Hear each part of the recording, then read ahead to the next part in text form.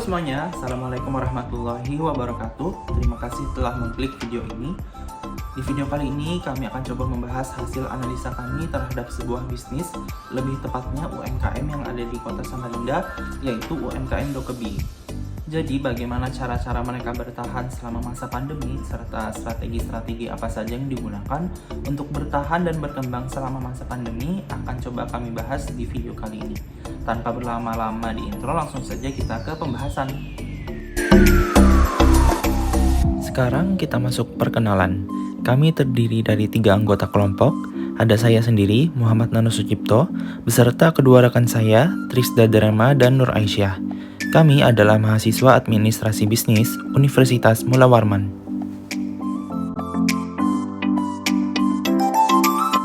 Selanjutnya adalah latar belakang melakukan analisa kali ini. Seperti yang kita ketahui, COVID-19 merupakan virus berbahaya yang berasal dari Wuhan, China, yang kini telah menggerayangi muka bumi hampir 2 tahun.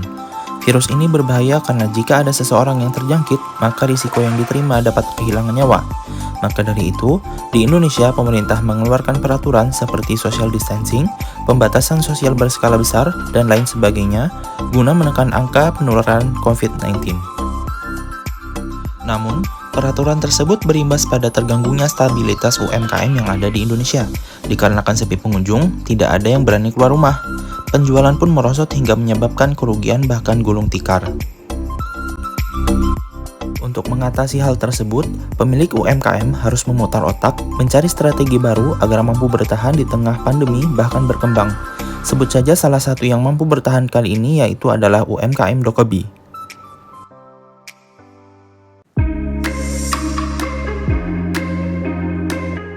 Dokeby merupakan usaha yang bergerak di bidang jajanan kuliner yang kini jalan 2 tahun.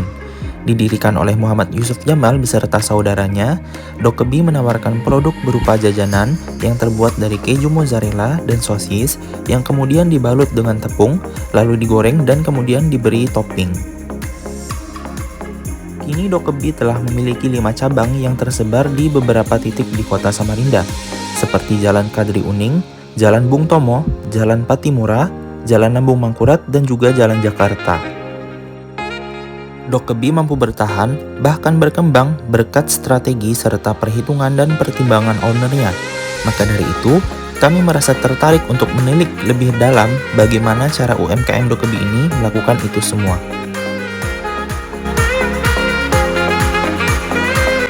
Ini dia video cabang Dokeby di Kota Samarinda. Jalan Kadri Uning, Jalan Lambung Mangkurat,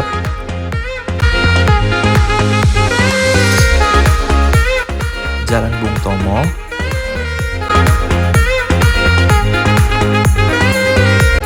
Jalan Patimura. Selanjutnya adalah pembahasan. Selanjutnya adalah hasil wawancara dengan pemilik Dokeby terkait perkembangan dan cara bertahan di kala pandemi. Di dalam pembahasan ini didapatkan 4 poin. Yang pertama, keadaan sebelum dan setelah pandemi. Diketahui Dokeby telah berdiri sejak tahun 2019, yaitu setahun sebelum pandemi marak di Indonesia. Sebelum adanya pandemi, Dokeby berhasil membuka 2 cabang lain setelah outlet pertama di Jalan Patimura, yaitu di Jalan Kadri Uning dan Jalan Perjuangan Poros. Pada ketiga cabang tersebut, pemilik menjelaskan bahwa penjualan online maupun offline dalam keadaan yang baik, bahkan menunjukkan peningkatan. Oleh karena itu, pemilik berani mengambil langkah untuk membuka kedua cabang dalam kurun waktu yang berdekatan. Alasan pemilik berani membuka cabang dalam kurun waktu yang berdekatan karena pemilik memperhatikan antusias masyarakat Samarinda akan kehadiran Dokeby, sehingga Dokeby berani untuk membuka cabang di tempat lainnya. Namun, saat Dokeby akan membuka cabang ketiga, yaitu pada bulan Maret 2020, di mana saat itu pandemi mulai marak di Indonesia. Di saat awal pembukaan cabang ketiga ini, Dokeby masih baik-baik saja dan masih ramai. Namun, saat dikeluarkannya surat dari pemerintah untuk melakukan PSBB dan adanya social distancing, penjualan Dokebi mulai turun lebih dari 50% untuk keseluruhan cabang yang ada. Sehingga pemilik memilih untuk menekan penjualan online melalui aplikasi GrabFood maupun GoFood agar cabang-cabang yang ada ini dapat mempertahankan keberlangsungan usaha meskipun dalam keadaan yang genting. Tidak lama kemudian, PSBB mulai dilonggarkan, sehingga penjualan Dokebi mulai meningkat lagi walaupun belum signifikan. Lalu, akhir tahun 2020, pemilik Dokebi merasa Dokebi telah stabil dan pemilik Dokebi memberanikan diri untuk membuka cabang keempatnya dengan pertimbangan yang sangat matang dan juga melihat kegiatan masyarakat yang sudah perlahan kembali normal. Setelah itu, penjualan Dokebi terus mengalami peningkatan seiring dengan usaha-usaha yang terus dilakukan pemilik untuk mempertahankan Dokebi. Pada awal 2021, pemilik Dokebi membuka kembali cabang kelima untuk mempermudah jangkauan calon pembeli Dokebi. Poin kedua yaitu usaha bertahan selama pandemi. Di dalam poin ini terdapat 7 subpoin selanjutnya, yaitu penerapan SOP produksi. Di masa pandemi ini sungguh penting kebersihan produk, sehingga pemilik Dokebi sangat menekankan untuk para karyawannya agar mentaati SOP produksi yang telah dibuat. Yang kedua yaitu perekrutan dan seleksi karyawan. Hal ini dilakukan secara langsung oleh pemilik dan juga karyawan secara langsung dilatih oleh pemilik agar saat melayani pelanggan sudah sesuai dengan SOP yang ada. Selanjutnya yaitu perluasan cabang. Dokebi bertahan dengan memperluas cabangnya untuk menjangkau pasar yang lebih luas lagi. Lalu cara bertahan yang selanjutnya yaitu promosi. Dokebi menekankan sekali promosi yang ada di GrabFood dan GoFood. Dokebi sangat rajin mendaftarkan diri untuk program promosi yang diadakan oleh kedua platform tersebut. Selanjutnya yaitu pemilik Dokebi menekankan untuk memiliki satu sistem keuangan yang terintegrasi secara langsung terhadap pemiliknya. Selanjutnya, memberikan fasilitas kritik dan saran.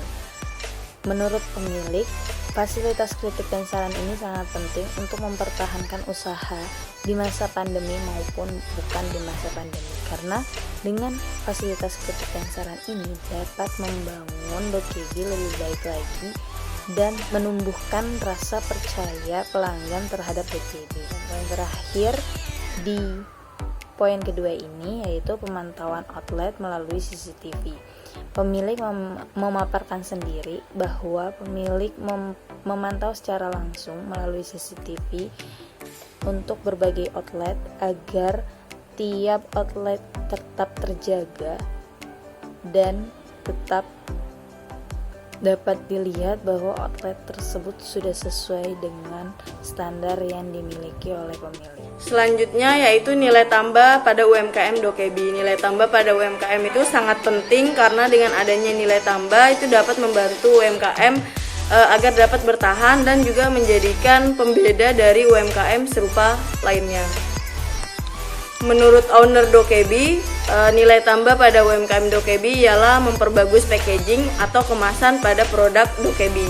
Yang awalnya Mika tanpa logo, kemudian menjadi Mika dengan logo, dan sekarang menjadi box dengan logo.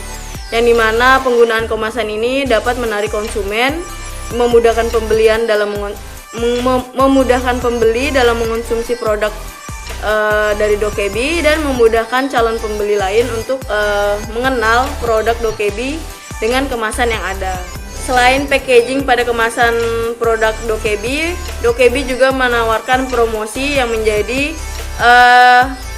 nilai tambah lagi pada UMKM Dokebi. Dokebi menawarkan promosi yang menarik melalui aplikasi GrabFood atau GoFood, seperti beli 2 gratis 1 serta kode kupon gajian 45. Melalui promosi ini, owner ingin mengantarkan nilai praktis kepada pelanggan agar pelanggan dapat menikmati lebih banyak varian produk yang ada pada Dokebi. Dengan GrabFood yang memiliki promosi potongan ongkos kirim, sehingga menurut owner pun dengan adanya promosi dari GrabFood ini dapat membantu meningkatkan usaha Dokebi serta keaktifan sosial media Instagram Dokebi yang menjadi nilai tambah juga bagi pelanggan. Seperti contohnya, aktifnya Dokebi membagikan foto dari outlet-outlet saat kedatangan pelanggan, dan juga Dokebi meramaikan hari-hari besar dengan memberikan ucapan kepada pelanggan melalui aplikasi Instagram. Dengan keaktifan sosial media seperti itu, hal ini dapat meningkatkan komunikasi Dokebi dengan pelanggan. Terkadang pun Dokebi mengadakan giveaway yang dimana giveaway ini dapat meningkatkan lagi interaksi dengan pelanggan di media sosial Instagram. Selanjutnya yaitu rencana masa depan Dokebi. Tujuan yang ingin dicapai owner saat membuka Dokebi yaitu memperbesar nama merek Dokebi serta membuka banyak cabang di Kota Samarinda. Seiring berjalannya waktu, ada pihak lain yang ingin memakai merek dagang Dokebi di luar pulau, sehingga owner menetapkan tujuan baru yaitu ingin membuka franchise Dokebi. Sekarang ini owner Dokebi sedang merencanakan untuk membuka cabang lagi di Samarinda di lokasi-lokasi yang belum tersentuh Dokebi. Sembari memikirkan bagaimana Dokebi dapat difranchise-kan di luar kota. Namun sebelum melakukan hal tersebut, owner Dokebi juga berencana untuk mengurus izin usaha terlebih dahulu, karena sebelumnya UMKM Dokebi masih belum memiliki surat izin usaha. Karena dengan adanya izin usaha akan mempermudah Dokebi dalam melanjutkan rencana-rencana lainnya serta ketahanan hukum usaha agar tidak dapat disalahgunakan. Salah satu review pelanggan. Menurut Mbak, produk Dokebi gimana Mbak rasanya? Menurut saya produknya makanannya enak sih, apalagi yang makannya enak banget. Sesuai nggak dengan porsi dan harganya yang ada? Menurut saya sesuai sih sama kualitas dan harganya, soalnya kayak bahan-bahannya yang dia pakai itu juga enak. Setelah mencoba, ada nggak kepengen buat membeli produknya kembali? Ada sih. Itu dia hasil analisa kami terhadap UMKM Dokebi yang didasari oleh hasil wawancara dengan owner UMKM Dokebi serta hasil observasi lapangan. Jadi sekarang kita langsung masuk ke bagian kesimpulan dan rekomendasi. Kesimpulannya ialah bahwa pandemi COVID-19 ini memang membawa dampak yang buruk terhadap keberadaan UMKM, tak luput salah satunya UMKM Dokebi, di mana penjualannya menjadi menurun. Nah, untuk mengatasi hal tersebut, Dokebi mengambil langkah dengan digitalisasi pemasaran, yaitu penjualan melalui aplikasi ojek online seperti GrabFood dan juga GoFood. Selain digitalisasi pemasaran, langkah-langkah lain yang diambil oleh UMKM Dokebi untuk bertahan dan berkembang selama masa pandemi yang pertama adalah memperhatikan keandalan karyawan dalam membuat produk, yang kedua adalah memerhatikan SOP, produksi dan pelayanan, yang ketiga adalah memperbaiki sistem keuangan, yang keempat adalah dengan pemantauan via CCTV di tiap cabangnya, dan yang kelima adalah memberikan fasilitas kritik dan saran kepada para pelanggan. Rekomendasi yang kami berikan kepada UMKM Dokebi yang pertama adalah agar mereka segera mengurus legalitas usaha.